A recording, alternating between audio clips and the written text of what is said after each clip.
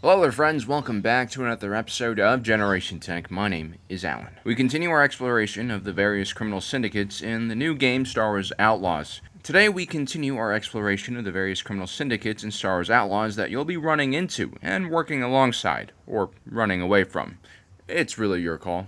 We've talked about the Crimson Dawn so far, the shadowy organization responsible for pulling the strings behind many of the major criminal syndicates and galactic events during this period. We've also looked at the Hutt Cartel, one of the oldest and richest criminal organization that is rapidly declining in power. Today, we'll be taking a look at the Pike Syndicate, who, like the Hutts, are a species-based criminal organization. The Pikes are going to be one of the major factions you run into pretty early on in the game, on the moon of Toshara, which is the first area you get to explore. Their power is rooted in the early connections they made with the Imperial government, whose presence is felt all over the capital city of Miragana. Let me see some identification. Yeah, sure.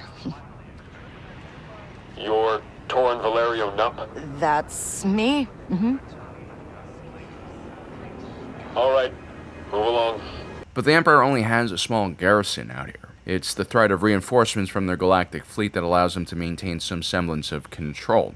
They don't actually have the manpower to control all the gangs and all of the territory, and so pragmatically, they look for a mutually beneficial arrangement for them. Also, the governor is pretty corrupt. There's a complete lack of checks and balances in the system. And so the governor allows the gangs to compete with each other for the Empire's favor. The Pikes have the most say, thanks to Gorak. Cutthroat, political. They pay up to play favorites with the Empire. But their leader Gorak, who's kind of atypical for a Pike, is perhaps letting his power get to his head a little too much. This is Governor Thornton's city, not yours. Drag him out. And tell the governor the payments will not increase. As you'll see, this is not usually the Pike's way of doing business. They're usually not as blunt as the Hutts. Gorak's confidence most likely comes from the fact that Governor Thornton's acceptance of bribes also labels him as a criminal to the Empire. And so for now, Gorak treats the Empire just like any other gang, which is a mistake, because not only will there be pressure coming for him from above, the Pike's enemies will also gather from below. The Pikes are on top here, and Crimson Dawn is making moves. And being a thief and overall scoundrel who loves climbing into air ducts, you're going to have a unique ability to really help out some gangs or screw over others. With that choice comes a lot of responsibility, and so as the Fish Lady says, You want to survive? Know the players. which of course is why we're making these videos. The Pikes were originally designed by George Lucas for the 5th season of the Clone Wars. This was the arc where Maul essentially creates the Shadow Collective, the larger criminal organization that we keep mentioning in our Criminal Syndicate breakdown videos. As usual, Lucas dug into some old concept art and found this beauty made by artist David Hobbins in 2007. It's known as Jedi Concept 6, and, well, I don't know why this guy has a red saber, but he definitely looks terrifying. The elongated head definitely gives me Xenomorph vibes. Bring in the flamethrowers! And with the elaborate headpieces that the Clone Wars version of these aliens would wear, they looked almost like cobras to me. It's a classic villain design. Although in the Solo movies, they would kind of turn the Pikes into more fish-looking aliens, which some people hated because it didn't look like the Clone Wars version of the aliens. But actually, if you take a look at this Solo concept art by Colin Fix, it does look a lot more like the original concept art than what the Clone Wars did. The moral of the story is you can't really please everyone, and neither should that be your goal in life, because at least they're human, like 90% of our viewing audience. So the Pike hailed from the world of Obadiah, a planet described by Travel and Leisure as unwelcoming. But I assure you the Pikes, when they're not completely stoned or smoking spice out of an nargila, are also extremely unwelcoming. This is not festive vibes. This is not going over to your friend's house on the weekend and ripping the bong. The Pikes kind of have this more sleazy opium den with underage Twilight girls passed out on couches kind of vibe. You know, like black BMWs and Liam Neeson waiting outside ready to burst in and save some trafficked women. Hooga. I think that the Pikes, if they had spawned on another planet, would have become simple pirates or bandits, or maybe just the henchmen of another stronger criminal organization like the Hutts. They don't seem that much more remarkable than the Klatooinians, or the Nikto, or even the Gamorreans.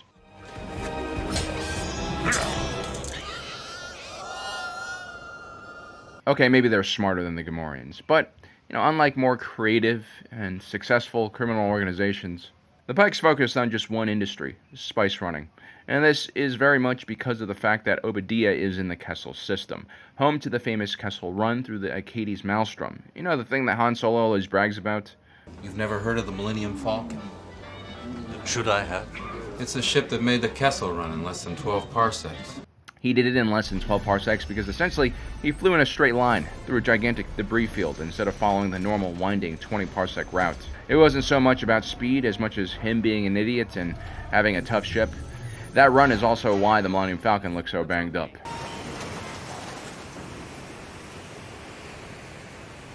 I hate you. So somewhere near the middle of the Maelstrom, tucked away between space monsters, black holes, and other gravitational anomalies,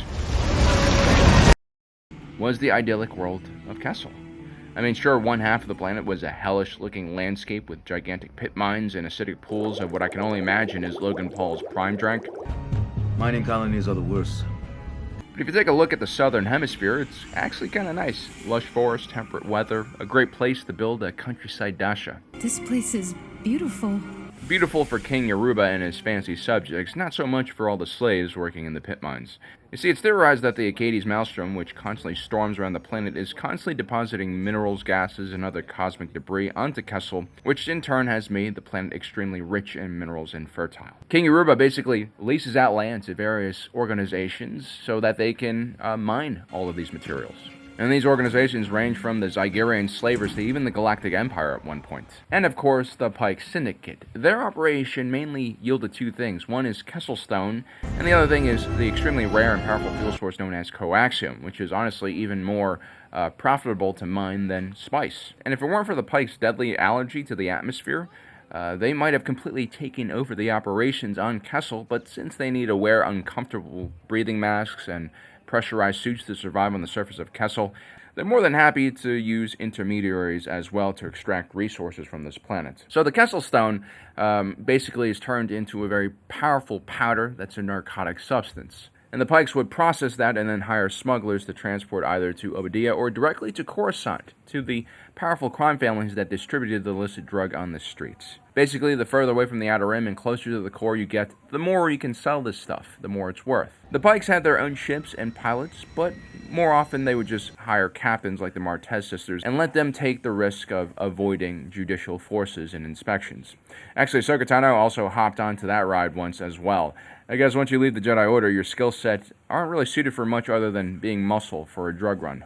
Now, because of their focus on just one industry, the Pikes actually became one of the preeminent suppliers of spice in the galaxy. This was a high profit margin industry, and it was also very competitive. The Pikes, in their own way, were quite ruthless and dangerous.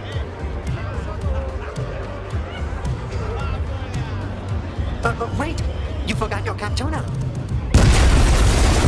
Actually, they were hired by the Sith to kill the Jedi Master Sifo-Dyas, who ordered the clone army. And so the Pikes weren't against getting their hands bloody if the price was right.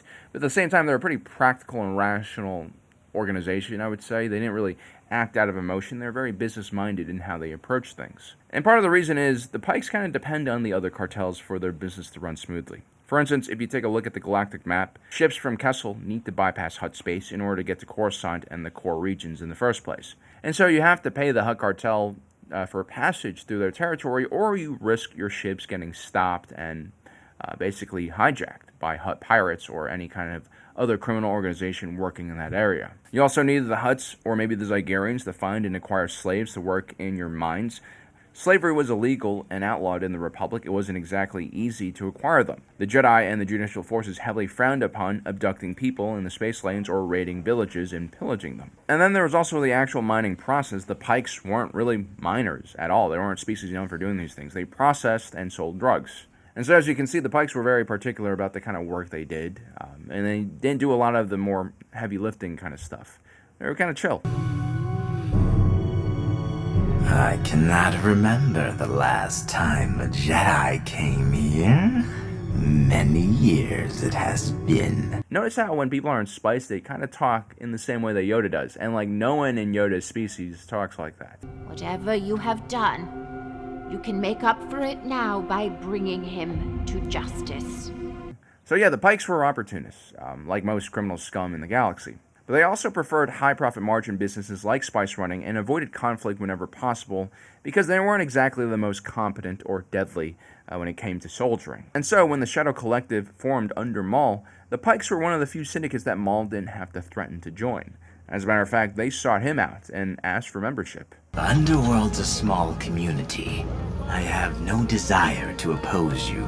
We come to join you. This was a good move from their perspective because, as mentioned before, they already heavily depend on other cartels to operate their business, and also, they're one of the smaller criminal organizations out there, especially when you compare them to the Black Suns or the Hutts, who had a lot more muscle and had a much more diversified criminal business portfolio. I think the Pikes ultimately believed that they were more efficient when it came to spice running. Are you familiar with my product? I've been told it's excellent. It is impeccable. And they hoped that the other criminal cartels could just give up their own operations to give it to them, and in return they could do some kind of profit-sharing enterprise, whereas the other cartels focused on their specific niche. It makes for a much more efficient overall organization. And so for the Pikes, the Shadow Collective and then the Imperial era with the 5 families, both ruled secretly by Maul, was quite beneficial for the organization, and they would continue to grow in power, territory, and wealth.